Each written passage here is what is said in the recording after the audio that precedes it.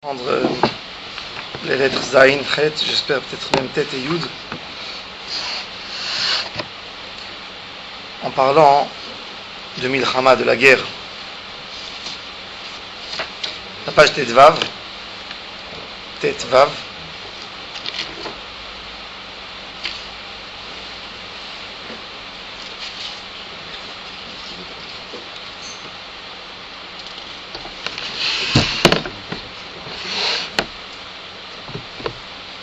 מתגלה בכנסת ישראל צבעה העצמי. L'époque du Rav, la grande époque de la construction du peuple juif, Am Israël, tout d'un coup, ces dernières années, prend un caractère. Un caractère, ce qui demande, le caractère est tellement fort qu'on ne peut plus rester en diaspora. On ne peut plus supporter d'autres caractères qui ne nous conviennent plus. C'est ce qui amène l'homme à chercher sa place. הולכים הכוחות ומתפתחים, הולכת ושבה לה החוכמה. La chokma, la sagesse, qui amène l'homme à reconnaître ce qui est bon pour lui. Agvura, la Gvura de Am Israël. Un juif, pendant 2000 ans de diaspora, un petit goy prenait une pierre pour lui jeter et se sauver. Tout d'un coup, ce juif a commencé à lutter, a commencé à faire la guerre, a commencé à se défendre. Regardez un juif en galoute, comment il a peur de n'importe quoi. Quelqu'un qui lui dit un mot, il tremble déjà. Qu'est-ce qui va se passer? Il n'est pas capable de se défendre. C'est parce qu'il n'a pas ses forces. Il n'y a pas les forces de Am Israël qui sortent en lui. Il n'a pas le rose de Kedusha. Agvura, Yosher, Ve'atahara Pnimit. Olechet Hauma Venivnet, ainsi que la nation se construit. Mittakenet li le Geulata, Geulat Olamim. Elle se prépare à la Geoula. Porachat hi, ביפעת תפארתה מתוך המון גלי הצרות העוברים עליה. Le Rav a compris que le peuple d'Israël va passer beaucoup de tzarot. Mais c'est nécessaire pour découvrir les forces qu'il y a en nous. Peut-être on peut dire que jusqu'à la Shoah, on n'a pas une définition de peuple. Jusqu'à la Shoah, même dans les nations, le juif était juif, mais polonais, mais russe, mais français. La Shoah a expliqué à tous les goïms qu'un juif c'est un juif. Et du moment qu'un juif est un juif, il n'a pas de place aucun part, sauf Eretz Israël. C'est d'ailleurs pour ça que même les goïms ont compris après la guerre qu'il fallait une terre pour les juifs. Donc quelque part, même les mauvaises choses les plus terribles font du bien à la nation en soi. מכל הגויים, מכל הנפוצות, היא מכניסה הון רב, דעה ומעוף הבתה למרחקים. Am Israël prend, on a expliqué dans le premier Mahamar que tant qu'un peuple n'a pas fait sortir son caractère complètement, Am Israël, ce petit point dans Am Israël, il reste obscur. Quand l'autre fait sortir son caractère, Am Israël peut prendre les bonnes choses de chaque peuple, qu'il inclut tout, et il se dévoile. Donc, le peuple d'Israël, c'est après tous les peuples qu'il a obtenu sa liberté, qu'il a obtenu son pouvoir. Il a pris de tous, toutes leurs étincelles de Kedusha, et il a fondé avec ça quelque chose de fort. Quand Am Israël a ça, là il y a la jalousie d'un peuple. Am Israël veut être un peuple. Avant jamais. Tu parlais il y a 200 ans d'un peuple, on te soupçonnait de messianisme, de sabtaïsme, shabtaïtvi. Et là, on n'est plus capable. Nous sommes un peuple. הכרת עצמותה מתגדלת, היא יודעת כבר שיש לה ארץ. Elle sait qu'elle a un pays. Am Israël, 2000 ans, ne savait pas qu'il avait un pays. Eretz Israël, c'était un lieu saint pour mourir là-bas, pour être enterré. Pas un pays.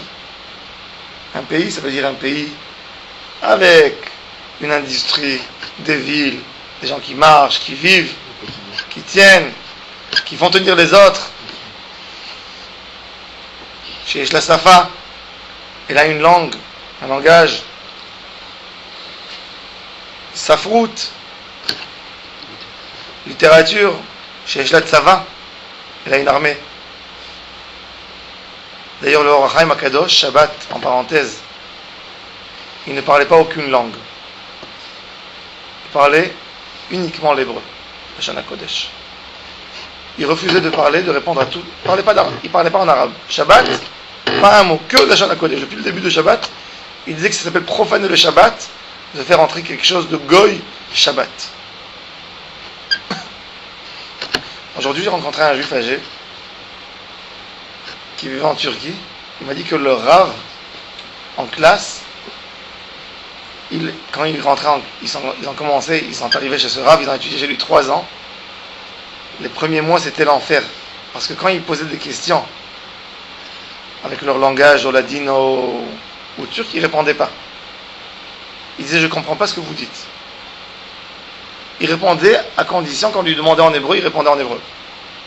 Il voulait les obliger à apprendre l'hébreu. Et il disait, mais comment vous dites que vous ne comprenez pas puisqu'on vous voit parler avec tout le monde? Et il répondait en hébreu, qu'est-ce que tu as dit?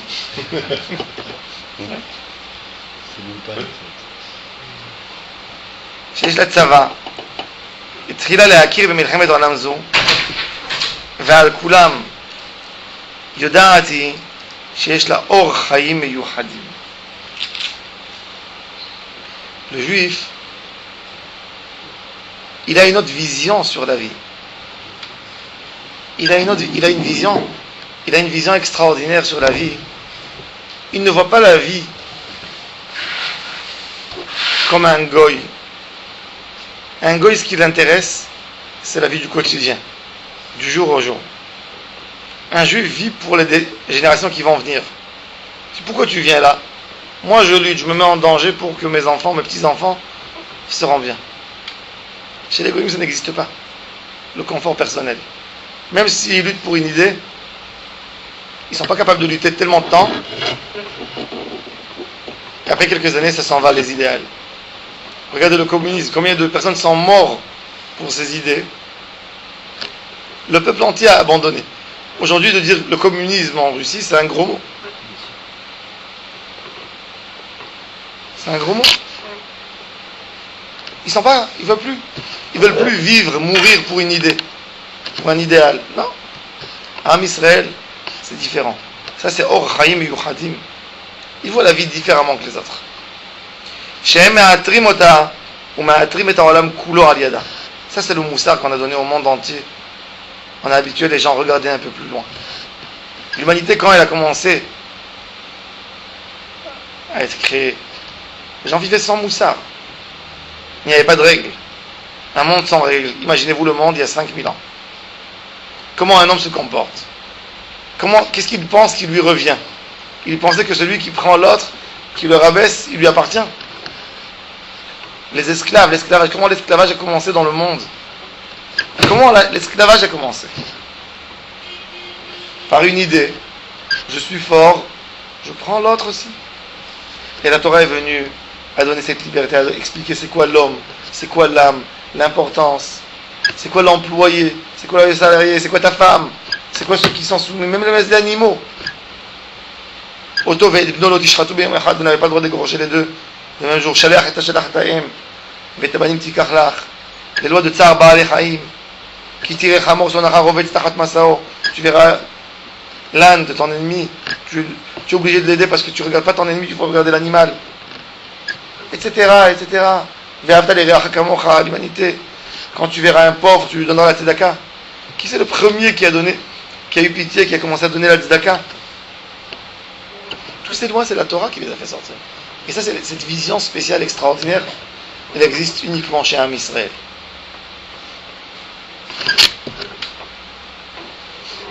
שהם מאתרים אותה ומאתרים את העולם כולו על ידה, ועל ידי כל זה יחד יודעת היא את חוסנה. Avec ça, Am Israël reconnaît sa force. Am Israël compare tout ce qu'il a vu ailleurs, compare à sa Torah, ce qui est écrit chez lui. Et finalement, ce qui reste, c'est la chose la plus pure qui peut rester. Et là, le Rav va expliquer pourquoi les idées d'égoïsme, elles ne peuvent pas tenir. Si on regarde aujourd'hui,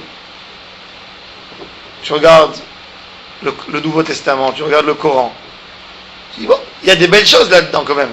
Il y a des valeurs. Tu regardes la démocratie. Tu regardes les lois que George Washington a écrites. Les lois qui permettent la liberté à tout le monde. Et tu te dis, ils ont des valeurs. Mais est-ce que ces valeurs, sur quoi ils ont été fondées ces valeurs? Le Rav explique toutes les valeurs des Goïm, sur quoi elles ont été basées? Elles ont été basées sur le confort que la société veut sentir. Du moment que la majorité de la société est gênée par un comportement, c'est ce qui a jugé, qui a défini que ce comportement n'est pas bon. Du moment que maintenant c'est qu'une minorité qui souffre, mais la majorité est contente, ça va. La majorité du monde est contente. Avec ça, ça a permis d'exploiter le monde d'une certaine façon. Regardez par exemple, aujourd'hui on parle d'un monde vert. On ne veut pas polluer le monde. Pourquoi on ne veut pas polluer le monde? Parce que tous les pays de l'Occident ont déjà pollué assez le monde. Ils ont mis des industries, les machines, ils ont tout abîmé. Les poissons, la mer, le pétrole a tout abîmé. Maintenant, quand la Chine se réveille, elle aussi elle veut des voitures. Eux aussi ils veulent de grands immeubles avec des ascenseurs, de l'électricité, de l'énergie qui brûle. On leur dit non, attention, faut pas que vous polluez le monde, vous allez rester sur les vélos. Et on a créé des lois qui ont été signées chez eux à Kyoto pour les empêcher de se développer. Pourquoi? Parce qu'on considère, les Européens, les Occidentaux considèrent que c'est eux la majorité du monde. Il y a 1,5 milliard de Chinois. Non, c'est pas la majorité, c'est nous. Les 400 millions qui vivent, c'est nous, le monde. Comment ça marche avec tes valeurs? Tu veux sauver le monde? Ne roule plus en voiture, va-toi en vélo. N'utilise pas l'électricité. Ne pollue pas le monde, toi. Et laisse-le maintenant lui. Toi tu as exploité le monde 100 ans maintenant, laisse-le lui. Vous voyez? Et comment ils trouvent tout ça? Sous forme. Ils les dessinent comment? Qu'est-ce qu'ils expliquent à nos enfants? On veut un monde vert, meilleur, sans pollution. Ils distribuent quelques sachets au supermarché ils pensent que les gens sont idiots. Et peut-être ils ont raison. Et ils donnent pour expliquer. Il faut recycler. Il faut faire. Et ça permet à tes enfants, quand ils voient qu'en Chine, on ne recycle pas, tu te dis, aïe, ils abîment le monde. Ils se sont réveillés les malheureux rien que maintenant. Ils ne méritent pas un beau fauteuil comme que tu as mérité toi, des années, un bon lit, une voiture, d'aller à l'école rapidement, d'arriver plus vite quelque part. Ça, si on regarde dans chaque loi qui a été faite, tu vois comment elle sert un secteur et elle embête quelqu'un d'autre. Quand George Bush a déclaré la guerre, il a envoyé les soldats en Afghanistan. Vous savez quel était son discours? Lui qui est religieux. Il a dit, il est temps que dans chaque maison en Afghanistan, il va y avoir une télévision. Comment il a convaincu les Américains d'aller mettre en danger leur vie? il leur a expliqué qu'il fallait qu'en Afghanistan, les femmes, elles ne sortent plus voilées. Pourquoi tu ne respectes pas la religion de l'autre? Il ne connaît pas tes problèmes. Pourquoi tu veux lui les amener? Maintenant, je ne dis pas qui a raison. Il y a des comptes, il y a des choses. Mais rien que j'explique que le monde des valeurs d'égoïsme ne sont pas des vraies valeurs. Ce sont des valeurs qui intéressent une certaine nation. Si elle est plus forte, elle va instaurer sa loi dans le monde. Elle va essayer de faire un bourrage de crâne du monde entier, que c'est ça ce qui est bon. Après quelques années, dizaines d'années, des fois centaines d'années, le monde va comprendre le mal que ça a fait, il va abandonner l'idée. Et il va chercher encore une fois, il va jeter quelque chose d'autre, qui va servir la majorité, mais qui va embêter une minorité. Quand la minorité va grandir, il va abandonner aussi cette loi. Ainsi, toutes leurs lois. La démocratie est toujours bien pour la majorité, mais pas pour la minorité. Donc même la démocratie, quelque part, c'est pas la volonté de la Torah. Le Rav dit qu'en fait, le comportement du goy, toutes ses valeurs, toutes ses midotes, tout son caractère, c'est pour bien vivre au jour d'aujourd'hui. C'est pour me permettre un monde mieux. D'ailleurs, même les athéistes parmi eux qui ne croient pas en Akadosh Baruch Hu, qui pensent que l'homme est venu comme il est venu. Puis pourquoi tu mets quelqu'un en prison? Il ne mérite pas. Il est né comme ça, c'est dans sa tête. On amène quelqu'un qui a fait un crime chez le psychiatre. Il dit le pauvre, pourquoi on le punit? Il dit non, on ne le punit pas. On veut préserver la société. Avec quoi la police elle mesure la prison? Est-ce qu'il est dangereux pour la société? C'est pas une punition, une pénalité pour ce qu'il a fait. Il n'y a pas de pénalité, il n'y a pas de punition.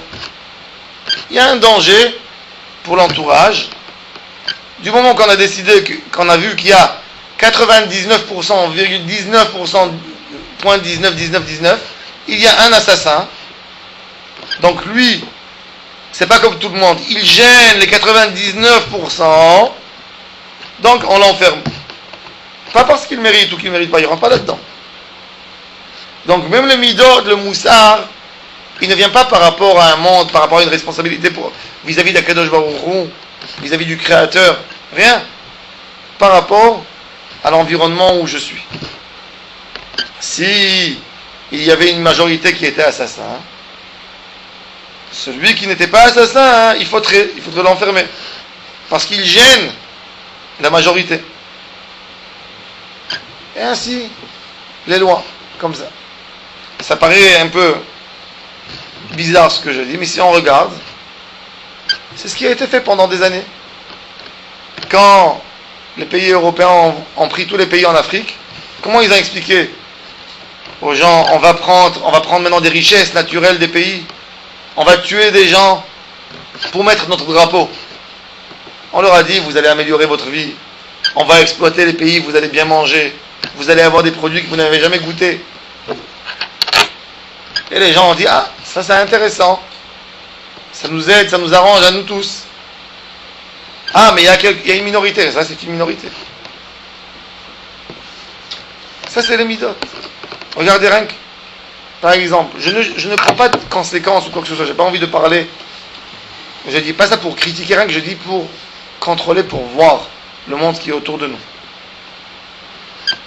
L'Amérique, qui protège, vous savez quelle était notre NES avec la première guerre, avec Saddam Hussein? On dit les généraux de l'armée israélienne, après la guerre. Ils ont dit le plus grand miracle qu'il y avait, c'est que Saddam Hussein est rentré au Koweït.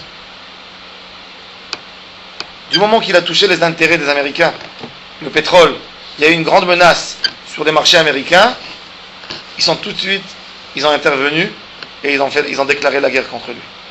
Quand il a lancé des missiles sur Israël, il ne faisait pas cas.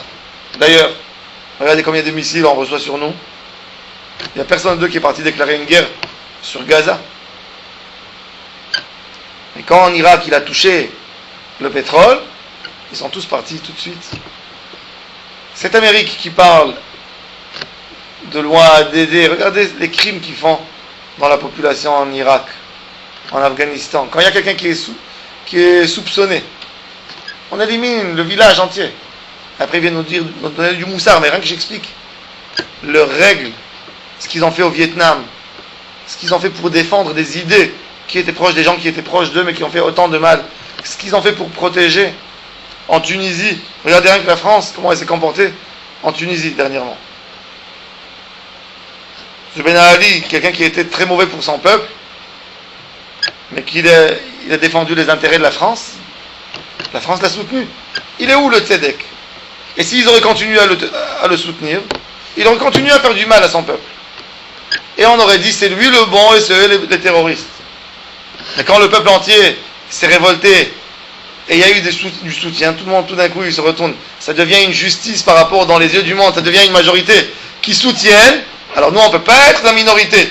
Si on est la minorité, on est les mauvais. Il faut être parmi la majorité. Regardez comment les choses tournent dans le monde. Et là vous allez comprendre comment ça se fait qu'un dirigeant, un leader de la paix comme Moubarak par exemple, devient le lendemain un voleur, un terroriste. Du moment que le peuple, on ne peut pas lutter maintenant contre 80 millions qui ont compris que c'est différent, on préfère être avec la majorité. Ça c'est les valeurs d'Égoïm. Il n'y a pas de valeur de Torah, il n'y a pas de mesure, il ne faut pas vouloir plaire à Kadosh Baruch. Et c'est pour ça que toutes ces idéologies vont tomber une après l'autre. Avant Biat Mashiach, le monde va se purifier de tous ces mauvais comportements. Kadosh Baruch va leur montrer comment toutes leurs valeurs, ce qu'ils ont lutté, ça ne vaut rien. C'est ce qu'il dit. Nirtam avon shofre adamim, ceux qui ont versé le sang. Malche adama azedim, vechol margizeh eretz, ceux qui ont embêté la terre entière. Lo yechupa ola haaretz, l'adam asher shupach ba, kim bedam shofro. La terre ne sera pas purifiée, ne deviendra pas propre, tant que le sang de celui qui a versé du sang ne sera pas versé lui aussi. Et le Rav dit Vakapara Murrahat Lavo. Ça veut dire le monde doit se purifier. Celui qui a fait du mal, il devra payer. On arrive dans un moment que le monde veut devenir pur. Forcément, tout celui qui a fait du mal, peu importe qui, l'Amérique ou pas, il doit payer. Il va payer. Il a fait du mal, il doit payer. Vakapara Murrahat Lavo. Regardez maintenant ce que le Rav dit. Bitul klali, l'école mechonot atarbut shel achshav. Toute la culture d'aujourd'hui va s'annuler parce que c'est une fausse culture. C'est faux. Imkol shikran vetarmitan, avec tous leurs mensonges. Imkol zuamatan ara'a, leur saleté. Ve'arsan atif'oni, le venin. Kol atarbut amit halelet betzil tzelesh karim. Ils ont des cloches pour montrer que nous sommes là. Ils font beaucoup de bruit. Mais c'est un mensonge. Mukhrachat leichachet min haolam. Il est obligé de disparaître. Vetartea takum malchut elyonin kadishin. À la place de cela, il va y avoir un royaume elyon, kedusha elyona. Le Kadosh Baruch Hu, Melech HaMashiach. Oram shel Israël yofia. La lumière là, c'est la lumière de Am Israël qui va éclairer le monde. Parce que nous, on a une vision par rapport au monde. On a une responsabilité par rapport au monde, pas par rapport à nos enfants et à nos générations. Le juif, il est toujours responsable par rapport au monde. Il doit se mettre, il doit se tuer, mourir pour ne pas passer certaines valeurs. Il a une responsabilité pour le monde, pour ne pas détruire le monde, son entourage, la société, pas son confort personnel. Lechonen olam be'amim ba'alei ruach hadasha. Les peuples seront obligés d'abandonner toutes leurs idées. Beleumim asher lo yegurik, ne vont pas apprendre des choses qui ne vont rien. Velo yirgezu od al Hashem ve'al meshicho. Pourquoi les goyim nous détestent? Parce que nous avons les bonnes valeurs et ils savent en faveur d'eux qui n'ont pas de bonnes valeurs. Que leur valeur, c'est du jour au jour ce qui me permet de vivre mieux.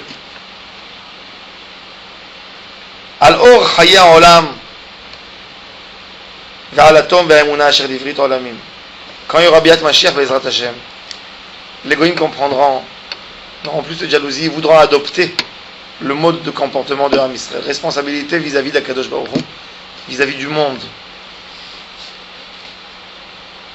וישראל יראה בעיניו שילומת רשעים. עם ישראל verra comment הקדוש ברוך הוא פאו רשעים. יצעוד על חורבנם של המתהללים בידידים החדשים כאשר צעד על חורבות בבל ואשור העתיקות. עם ישראל va marcher sur les ruines de tous ces pays qui ont une importance aujourd'hui. Imaginez-vous la guerre du roi assyrien contre les 10 tribus d'Israël. Il les amène en diaspora. Les journaux de l'époque, s'il y avait, qu'est-ce qu'ils auraient écrit? Voilà, le rêve juif a tenu 800 ans, pas plus. Un royaume, depuis l'entrée de Yoshua ben Nun, jusque-là la destruction du temple, 852 ans, le rêve des Juifs a été exterminé. On voit Nebuchadnezzar qui détruit toute l'Asie. Il descend juste en Égypte. Et il a réussi à détruire Jérusalem. On dit forcément, c'est ses valeurs à lui. 50 ans après, Am Israël qui marche sur les ruines de Babylone, elle a été détruite complètement. Il n'y a rien. Il y a le deuxième temple. Babylone, il n'y a plus rien. Il n'y a rien. Des villages. C'est tout. C'est ce qui reste. Il n'y a pas de royaume. Achashverosh, une génération après, il y a Alexandre le Grand qui rentre, qui détruit, qui extermine tout. Il n'y a plus rien qui reste. Et Am Israël qui fait un clin d'œil. Voilà. Ensuite, il y a les Romains. Eux aussi, ils viennent. On dit là, ça y est.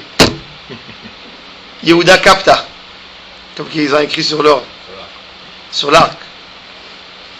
Et Yehuda Kapta, ça veut dire Am Israël est mort. De là vient le mot du latin caput. Caput, c'est mort. Aujourd'hui, regardez la puissance d'Israël par rapport à la puissance de l'Italie. Si on prend en pourcentage, le Vadek on les dépasse. Qu'est-ce qu'ils ont?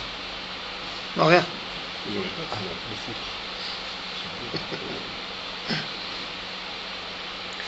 אז ידע ויבקח כי אך בו אל אלוהי ישראל מושיע ותשועת השם בו תבוא. Un goy qui cherche la vérité, il voit tout de suite. Il regarde. Il suffit d'ouvrir les livres d'histoire, de voir l'histoire de ce peuple, comme qu'il a dit, le Yahabetz. On lui a demandé quel était le plus grand miracle de Am Israël. Le plus grand. Il y a des qui vont dire la sortie d'Égypte. Il y a d'autres qui vont dire Matan Torah. Dieu est descendu sur le mont Sinaï. Il dit pour moi le plus grand miracle, c'est 2000 ans de diaspora et nous sommes là.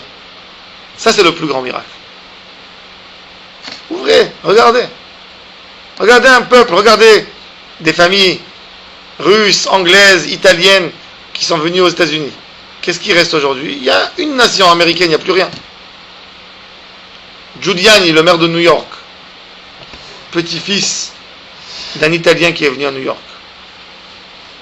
Est-ce que ce Giuliani un jour espère retourner à Toscana? Non. En Israël, 2000 ans de diaspora. 3 fois dans la prière, 3 fois par jour. אז יוודע ויבחר כי אך בו אל אלוהי ישראל מושיע ותשועת השם בו תבוא. לישועה est venue. הנדפת הכוח של הגויים, toute la force des goïms va disparaître. Rien que regardez de vouloir créer par exemple une arme atomique. C'est vrai qu'il y a un juif qui a aidé pour développer. Mais lui il voulait faire des bonnes choses avec l'électricité, de faire une arme, d'avoir chez toi des produits qui peuvent détruire le monde entier. Rien que pour dire, j'ai. Même s'ils enlèvent 90% de ce qu'ils ont, ils peuvent détruire encore le monde entier. Mais rien que pour avoir plus que les autres.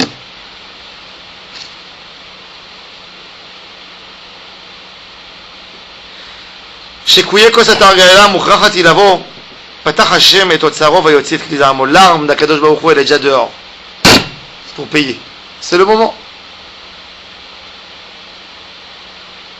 אם עוד תתאמץ אירופה וכל גוייה להחזיק מעמד בצביונה, לא באמת ולא בצדקה, si les Européens vont tenir à rester avec le même comportement, pas avec vérité et pas avec justice, et Hachem lo yedon ve'ed rachav lo yarpetsu, s'ils ne voudront pas améliorer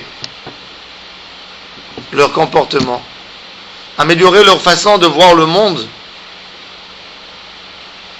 matzav ze urigei berga tolada, il y a un moment qui est une naissance d'une nouvelle idée qui sort dans le monde. Et nous tous on a vu ces derniers mois comment une idée qui est née en un jour, après 3 semaines, 4 semaines, elle a renversé un pays entier. Une naissance d'une idée. Il va y avoir 20 personnes qui vont se brûler en centre-ville, ils vont dire notre vie n'a aucune signification ici. Ils vont réveiller le monde autour d'eux, que tout va tomber. Tout va tomber. tout. וישליך, ואז אור התשובה יופיע באחיו וישליך איש את אלילי כספו ואת אלילי זהבו וישוב הכל אל טוב השם. Tout va revenir dans la racine de la grandeur d'Akadosh Baruch Hu. אז תיכחד התרבות הערבית בכל יסודותיה, ספריותיה, תיאטריה וכל מכונותיה. Tout va disparaître, toute leur culture, leur littérature, leur théâtre, leur cinéma, leur machine. Tout est basé sur quoi? Sur rien. Sur rien, si on regarde. Toutes les grandes valeurs qu'ils veulent nous enseigner, par des films, par le théâtre, par la littérature, il n'y a rien. Tu ouvres un livre d'un goy, à la fin tu dis Ribono Shel Olam, à quoi qu'est-ce qu'il veut m'enseigner là? Il est où le message? Qu'est-ce que je peux améliorer? Rien, rien. Il faut vivre comme ça. Il a lutté, il a montré que l'autre a eu tort.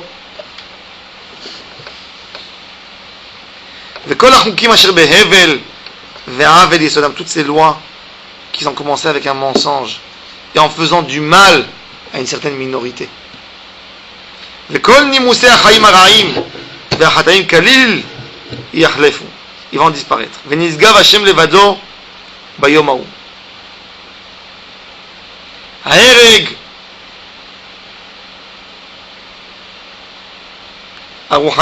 Des fois on voit chez les goïms, tu vois une certaine valeur. Ils ont élevé une génération entière avec. Et tu vois que ça a fait du bien. Et tu veux te poser la question, alors c'est une bonne valeur. Si elle a fait... Mais il dit, regarde combien de personnes elle a tué, cette valeur. Regarde combien de soldats sont morts à cause de cette valeur. Et là tu comprendras, quand on a essayé de forcer l'autre à recevoir cette valeur, en tuant beaucoup de monde, tu comprendras que la valeur, elle n'a rien du tout. Une bonne valeur, elle doit amener de la vie, de la vitalité dans le monde. Elle n'amène pas de la mort, elle n'amène pas du mal. ההרג הרוחני והמעשי אשר בצביונו האבי לא היה יכול לעצור עם כל תפארת חוכמתו בעד שפך דמים רבים ובעד חורבנו של העולם בצורה איומה כזאת. leur a fait le bilan après la première guerre mondiale. Tu fais le bilan après la guerre. Vous avez fait une guerre. Vous avez tué presque 30 millions de personnes. On s'assoit après la guerre et on pose la question, pourquoi? Pourquoi? Pourquoi vous avez fait cette guerre? Ça a déclenché, il y a une valeur, pourquoi? Qu'est-ce que ça a justifié? Qu'est-ce que ça a changé? Il y a eu 30 millions, qu'est-ce qui a changé dans le monde maintenant? Qu'est-ce qui a changé? Le polonais est resté polonais, le russe est resté russe. Qu'est-ce qui a changé? Non, j'ai expliqué quelque chose, il y a une chose que ma valeur quand même elle a pris. Bon, ça a défini plus dans les peuples. Leur définition, comme que leur avait expliqué, que c'est valable pour un Israël. Et quand on leur demande à eux-mêmes, ça montre en fait ça. Les goïms quand ils voient ça, ils se posent la question en fait sur leur chemin. Ils ne peuvent plus rester avec ce chemin. Par rapport avec la leçon Lorraine, c'est tous ces trucs-là. Il y a une bataille au niveau de la gvoule. Le problème, c'est que s'il n'y a pas une bataille au niveau de cette gvoule-là, alors il y a pénétration de l'intérieur, et puis il y aura une station de guerre avec l'autre gvoule. De toute façon, il n'y aura jamais. Mais dans Am Israël, le Biat Mashiach, c'est lo yeda goy el goy cherev. Il n'y aura pas d'épée pour expliquer les limites. Il va y avoir un débat culturel. Il va y avoir un débat. Non, mais je sais pas, c'est quand vous dites que ce sont battus pour rien. Je comprends que c'est pas vraiment pour rien. C'est chacun défend son territoire. Et le problème, il est que même si c'est pour un petit territoire, ce petit territoire, c'est tout mon territoire. Donc je me défends pour moi. Oui, mais je me défends pour qui? Ce territoire, il est à moi en héritage. Et si c'est l'autre qui va dominer, est-ce que ma maison sera pas ma maison? Donc pourquoi tu doutes? Juste pour continuer à vivre comme j'ai envie de vivre. Et comment tu as envie de vivre? Tu sais comment tu as envie de vivre? C'est autre chose. Voilà, c'est ça. Mais c'est pour ça. Mais je dis dans le fond de l'histoire, dans le fond, quand quelqu'un pense. Vadaï qu'après la guerre, tout le monde dise que la guerre était ridicule. Voyons le bilan. Voyons ce qu'on a mis. Une vie d'une personne. Mais Vadaï, c'est ridicule. Mais l'homme se regarde ça qu'après. Mais en fait, quelque part, on se pose la question, pourquoi tout cela? Donc ça montre une guerre, que quand tu déclares une guerre pour une idée, ça montre que ton idée n'est pas bonne. Tu es prêt de tuer autant de personnes pour ton idée. Ton idée n'est pas bonne. Tu es prêt de faire autant de mal dans le monde, de détruire. Ton idée n'est pas bonne. Quand on est contre Israël, il a fallu se battre pour son peuple. Non, mais on fait pas, justement, on n'a pas fait une guerre pour expliquer un idéal. On est rentré chez nous à la maison, on est venu faire la guerre, on s'est défendu. On n'est pas parti faire une guerre pour prendre quelque chose, pour dire une idée, pour essayer d'influencer quelque chose. Rien. Nous sommes venus parce que c'est notre terre. Par impérialisme ou par... On n'est pas venu prendre quoi que ce soit. On est retourné chez nous à la maison, on ne nous a pas laissé. On n'est jamais parti déclarer une guerre. Toutes les guerres sont des guerres qui ont été déclarées contre nous. Non, je parle de l'arrivée d'Israël, Yoshua bin Nun. Quand il a Yoshua bin Nun. On n'était pas là. Si, on était là avec Avraham Avinu. Les petits-enfants d'Avraham Avinu sont retournés dans la terre qu'Akadosh Baruch Hu lui a donnée. Donc on n'est pas venu quelque part, on n'est pas venu chercher, on n'est pas venu... Regardez le communisme par exemple. Il a fait des guerres entières, pour influencer le monde avec ses idées. Des guerres qui ont pris des millions de morts. Les guerres entre les nazis et les communistes, c'était ça. Le nationalisme, le communisme. La guerre froide.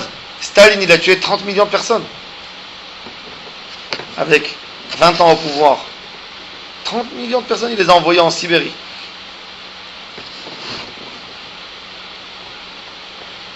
ובעד חורבנו של העולם בצורה איומה כזאת, הרי הוא מוכיח על עצמו שהוא פסול מעיקרו.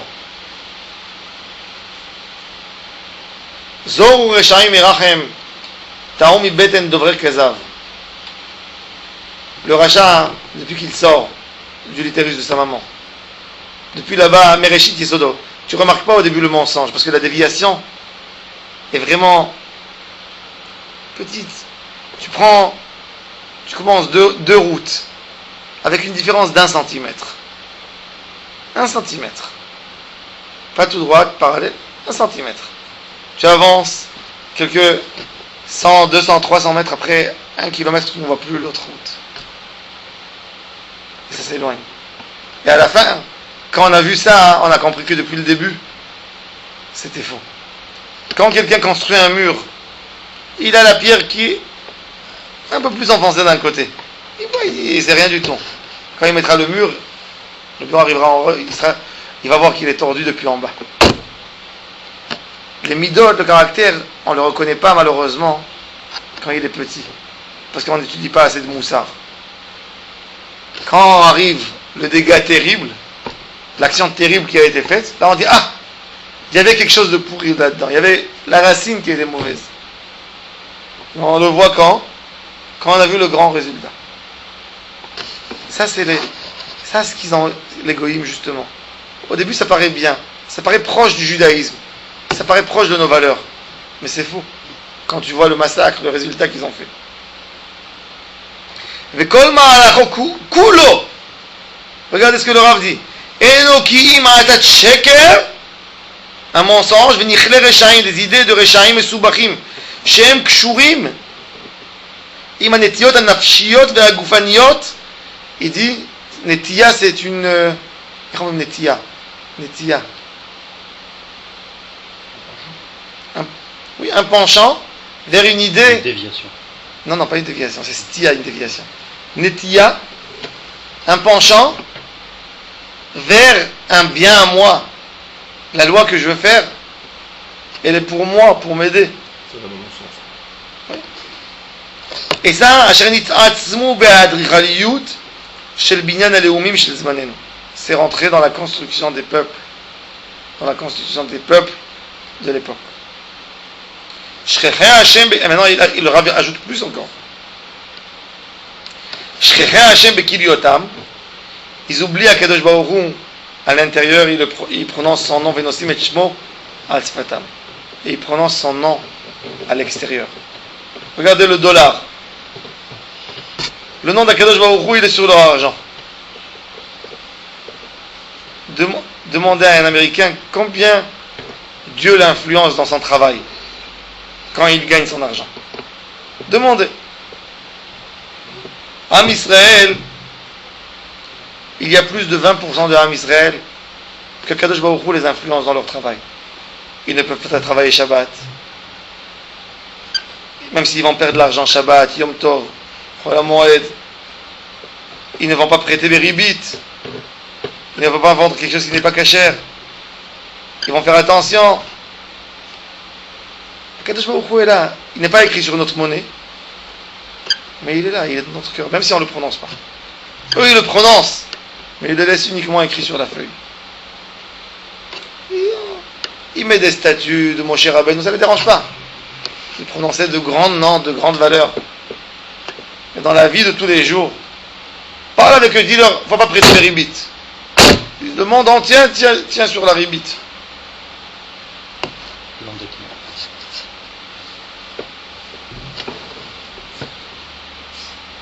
Alken, charev techarev kol atarbut ha'aravit. Toute cette culture qui est basée sur ces mauvaises fondations va être détruite. Ve'al masurotea yitkonen binyan ha'olam be'emet u'b'darat Hashem. Et c'est ce qu'on dit. La Gemara nous dit, selon le Rav, on comprend. Bet HaMikdash gavoa mikol ha'olam kulo. Le Bet HaMikdash, c'est l'endroit le plus haut du monde entier. Comment ça se fait? Le Everest, il fait 8000 mètres. Bet HaMikdash, combien il fait? 900 mètres. 1000 mètres. Comment tu peux me dire que c'est l'endroit le plus haut du monde? C'est pas vrai? On a le plus bas. Hein? On a le plus bas. Pardon? On a le plus bas du monde. Le plus bas on a. Ok. Le plus haut nous n'avons pas. Mais on dit que c'est le plus haut. Eretz Israël, Gvoa Mikol Ha'aratzot, la Gemara elle dit. Eretz Israël, c'est la plus haute de tous les pays. Virushalayim, Gvoa Mikol Eretz Israël. Ou Bet HaMikdash, Gavoa Mikol Ha'olam Kulo. Le Rav nous explique justement. Il dit c'est quoi cette hauteur? C'est une hauteur, c'est une parabole. La hauteur, c'est la signification.